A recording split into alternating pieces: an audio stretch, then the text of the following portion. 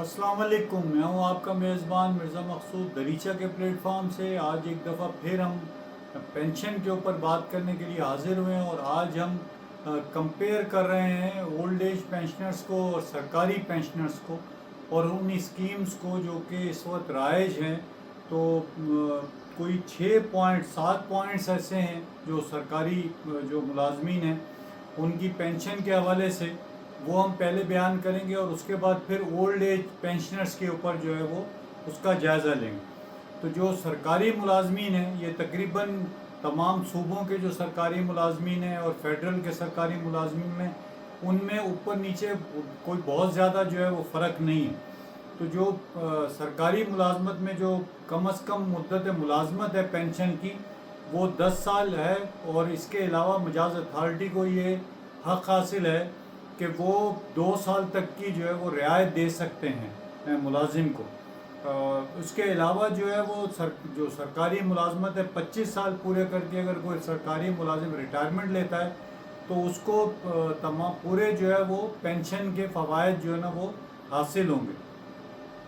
60 साल उम्र पूरी करके जो रिटायर्ड होने वाले सरकारी मुलाजमीन हैं वो अपनी मुद्दत मुलाजमत के हिसाब से फ़वाइद हासिल करते हैं।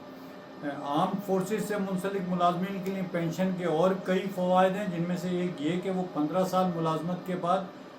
किसी और इदारे में मुलाजमत के बाद दूसरी पेंशन के भी हकदार, मतलब पहली पेंशन भी वो ले सकते हैं और दूसरी पेंशन के भी वो हकदार होते हैं। और उसके अलावा जो वतन पे जो जान कुर्बान करने वाले हैं उनके लिए तो फिर कई और इजाफी जो है वो मराद भी मौजूद हैं और जिसके वो हकदार भी हैं।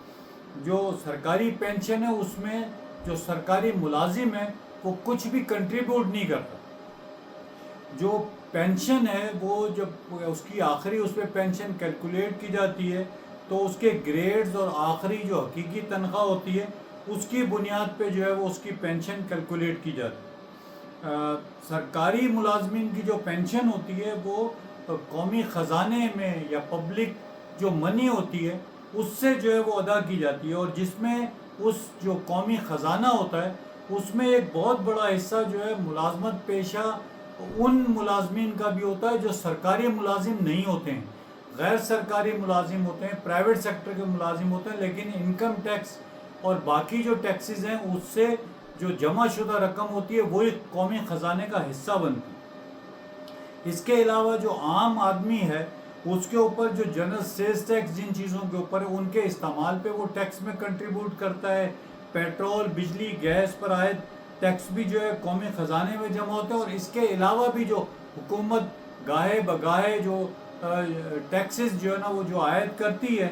वो आम लोगों को भी अदा करना पड़ता है और वही कौमी ख़जाने में जमा होता है। उसी कौमी ख़जाने से जो है वो पेंशन जो है सरकारी मुलाजमीन को दी जाती है। जबकि जो है वो जो ओल्ड एज जो पेंशन है अगर आप उसका जायज़ा लेंगे तो पहली बात जो है ना उसमें कि कम अज़ कम जो है वो 15 साल जो है वो अगर किसी ने मुलाजमत की होगी और वो फिर जब मर्द होगा 60 साल की उम्र पर पहुंचेगा तो पेंशन का हकदार होगा, या खातून है तो वो 55 साल की होगी तो वो पेंशन की हकदार होगी। फिर दूसरा ये कि जो ओल्ड एज पेंशनर हैं वो अगर भले 42 साल जो है मुलाजमत करता रहा और किसी भी ग्रेड में मुलाजमत करता रहा, वो गैर हुनरमंद कारकुन हो, आला हुनरमंद कारकुन हो या कोई अफसर ग्रेड में जो है वो जा चुका हो, उसकी पेंशन वही कैलकुलेट होगी जो कि फार्मूला पेंशन। मतलब यहाँ पर जो है वो जो ग्रेड 1 कह लें या गैर हुनरमंद कारकुन कह लें और ग्रेड 21 कह लें या 20 कह लें, डायरेक्टर लेवल का कह लें, अगर वो गैर सरकारी मुलाजिम और ओल्ड एज पेंशनर का अगर जो है वो रजिस्टर्ड है तो उन दोनों की पेंशन मुद्दत मुलाजमत और कंट्रीब्यूशन जितने साल का दिया गया उसके मुताबिक एक जैसी होगी। यहाँ पे सरकारी मुलाजमीन के ग्रेड 1 से ग्रेड 22 के दरमियान जो पेंशन का फ़र्क आता है तो ओल्ड एज में ये पेंशन नहीं आता। यहाँ बहुत ज़्यादा इक्वलिटी है और सरकारी मुलाजमत में जो है वो बहुत ज़्यादा जो है वो डिफरेंस है। तीसरा ये कि जो ओल्ड एज पेंशन में जो रजिस्टर्ड करवाने की जिम्मेदारी एम्प्लॉयर की है और वही रजिस्टर्ड कारकुन के हिस्से का 1% कंट्रीब्यूशन वसूल करके अपने हिस्से का 5% उसमें शामिल करके वो एम्प्लॉयर जो ओल्ड एज का जो इदारा है वहाँ पर ये कंट्रीब्यूशन जमा कराता है। اور کوئی جو ہے وہ ایسا ذریعہ نہیں ہے کہ ہر مہینے جو ہے وہ پتہ ہو سوائے ان اداروں کے کہ جہاں پر باقاعدہ پے سلپ ایشو کی جا رہی ہے. اس کے علاوہ جو سینکڑوں ہزاروں لاکھوں کروڑوں جو مزدور ہیں ان کو جن کو تنخواہی جو ہے وہ بینک کے ذریعے نہیں دی جا رہی, پے سلپ نہیں دی جا رہی, ان کو یہ معلوم ہی نہیں ہوتا کہ کس مہینے ان کا جو ہے کنٹریبیوشن ادا کیا گیا اور کس مہینے ادا نہیں کیا گیا. جب وہ ملازم جو ہے وہ کلیم فارم جمع کراتا ہے تو پتہ چلتا ہے کہ اس نے جتنے سال اس ادارے میں ملازمت کی ہے اس سے کہیں زیادہ کم جو ہے وہ پینشن جو ہے نا وہ اس کا کنٹریبیوشن جو ہے نا ادا کیا ہے, اور اولڈ ایج کا ادارہ جو ہے وہ اسی بنیاد پر پینشن جو ہے نا وہ آپ کو جو ہے وہ جمع کرواتا. پھر اس کے علاوہ جو ہے وہ ایک اہم چیز جو ہے نا وہ یہ ہے کہ جو اولڈ ایج پینشن کے جو انسپیکٹرز ہیں وہ اپنے فریضہ پورا نہیں کرتے. اصل میں جو ہے وہ اس کو امپلائرز کو بار بار چیک کرنا چاہیے, اور اگر کہیں پر پینشن میں بار بار جو ہے وہ کچھ لوگوں کی کمی ہو رہی ہے تو وہ چیک کر سکتا ہے کہ یہ حقیقی کمی ہے, واقعی ملازمین ملازمت چھوڑ گئے یا ان کی پینشن جو ہے نا وہ اس کی ادائیگی جو ہے وہ کنٹریبیوشن کی جو ہے وہ روک دی گئی. اس کے علاوہ جو چوتھا پوائنٹ ہے وہ یہ کہ اولڈ ایج پینشن خالصتاً ورکر اور امپلائز کے کنٹریبیوشن سے ادا کی جا رہی ہے, اور جبکہ اولڈ ایج ادارے کے ملازمین بھی اسی جو کنٹریبیوشن ہے وہ جو جمع ہوتا ہے اسی سے وہ پینشن لیتے. مطلب نہ صرف یہ کہ جو اولڈ ایج پینشنرز ہیں کارکن ہیں وہ اپنا کنٹریبیوشن ادا کرتے ہیں اپنی پینشن کے لیے کرتے ہیں, بلکہ اپنی پینشن کی تقسیم پر مامور اور اپنے آپ کو رجسٹرڈ کروانے پہ جو چیک کرنے پہ جو انسپیکٹرز ہیں جو اسٹاف ہے اس کی پینشن کا بھی جو ہے نا وہ پیسہ وہ خود ارینج کرتے. حکومت نے جو ہے وہ جب قانون تشکیل دیا تھا تو اس کے اندر جو ہے نا یہ آپشن تھا اس کے اندر ایک میچنگ گرانٹ کا کہ جتنا پیسہ ورکرز جمع کریں گے اتنا ہی یہ سرمایہ حکومت میچنگ گرانٹ کے نام پہ اس ادارے میں جو ہے وہ شامل کرے گی. اگر وہ یہ کر رہی ہوتی تو اس وقت جو ہے وہ جو اولڈ ایج کے جو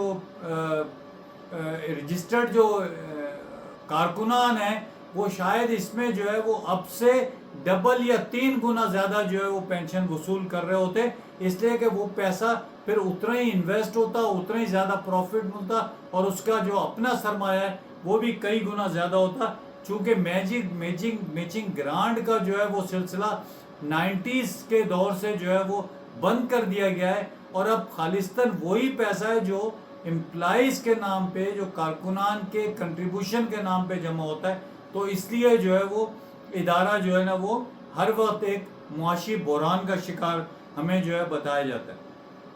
پھر اور یہی وجہ ہے کہ اولڈ ایج ادارہ جو ہے وہ کہتا ہے کہ چونکہ ہمارے پاس اتنا سرمایہ نہیں ہے اس لیے ہم جو ہے وہ پینشن میں اتنا اضافہ نہیں کر سکتے. تو یہ ایک کمپیریزن ہے, فیصلہ آپ کے ہاتھ میں ہے کہ جو ہے وہ ابھی جو ہے وہ بجٹ آنے والا ہے, اور بجٹ میں چونکہ فائنانس بل کے ذریعے تمام فائنینشیل میٹرز جو ہے وہ پارلیمنٹ سے منظور کروائے جاتے ہیں, اور اگر حکومت جو ہے وہ فائنانس بل جو کہ بجٹ جس کا حصہ ہوتا ہے اگر وہ منظور نہ کروا سکے تو حکومت ختم ہو جاتی ہے. اس سے یہی معنی لیا جاتا ہے کہ حکومت جو ہے وہ عوام کا اعتماد کھو چکی ہے. تو اب ہمیں یہ دیکھنا ہے کہ اس بجٹ میں یہ جو کمپیریزن ہے اس کی بنیاد پہ جو ہے وہ کیا جو ہے وہ ہمارے لیے کوئی نئی چیز ہو سکتی ہے یا نہیں ہو سکتی. تو آئیے آپ اور میں بجٹ کا انتظار کرتے ہیں, لیکن ہمیں یہ ضرور کوشش کرنی چاہیے کہ ہم اپنا دباؤ بڑھاتے رہیں کہ حکومت قانون کے مطابق میچنگ گرانٹ جو ہے وہ بحال کرے, یا جو ہے وہ جب وہ سرکاری ملازمین کو قومی دولت سے جو ہے وہ قومی خزانے سے پینشن دے سکتی ہے تو پھر جو ہے وہ جو اولڈ ایج کے جو کنٹریبیوٹری ہیں ان کے لیے بھی جو ہے وہ حکومت قومی خزانے سے ہی میچنگ گرانٹ دینے کا سلسلہ دوبارہ شروع کرے, تاکہ جو ہے وہ پینشنرز اولڈ ایج پینشنرز کی پینشن میں حقیقی اضافہ ہو سکے. آپ کی سماعت کا بہت شکریہ. آپ سے درخواست ہے کہ آپ پروگرام کو جو ہے وہ لائک کریں, سبسکرائب کریں, دوستوں کے ساتھ شیئر کریں. اللہ آپ کا اور ہمارا حامی و ناصر ہو. آپ کی سماعت کا بہت شکریہ.